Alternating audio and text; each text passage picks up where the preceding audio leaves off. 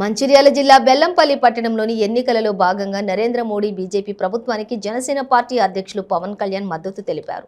దీనిలో భాగంగా తెలంగాణ పార్టీ రాష్ట్ర అధ్యక్షులు నేమూరి శంకర్ గౌడ్ ఆదేశాల మేరకు బెల్లంపల్లి నియోజకవర్గంలోని బీజేపీ పార్టీ అభ్యర్థి ఆమరాజుల శ్రీదేవికి మద్దతు తెలిపారు.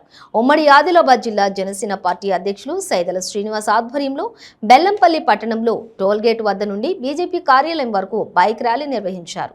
అనంతరం బీజేపీ పార్టీ కార్యాలయంలో ఏర్పాటు చేసిన సమావేశంలోని వారు మాట్లాడుతూ రాష్ట్రంలో జనసేన పార్టీ పూర్తి మద్దతు బీజేపీ పార్టీకి తెలుపుతున్నామని చెప్పి బెల్లంపల్లి నియోజకవర్గం బీజేపీ అభ్యర్థి ఆమరాజుల శ్రీదేవిని భారీ మెజారిటీతో గెలిపించాలని వారు కోరారు.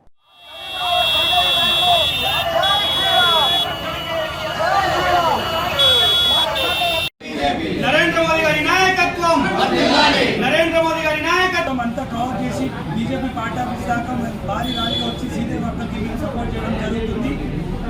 నేను ఈరోజు బెల్లంపల్లి కాన్స్టిట్యూన్సీలో ఉన్న ప్రజలందరికీ విజ్ఞప్తి చేసేది ఏంటంటే, మా బీజేపీ జనసేన సపోర్ట్ చేస్తున్న అభ్యర్థి మా శ్రీదేవి అక్క గారికి కమలం పువ్వు గుర్తుకు మీరందరూ ఓటేసి భారీ మెజార్టీతో గెలిపించాలని మేము జనసేన పార్టీ తరఫున కోరుకుంటున్నాం.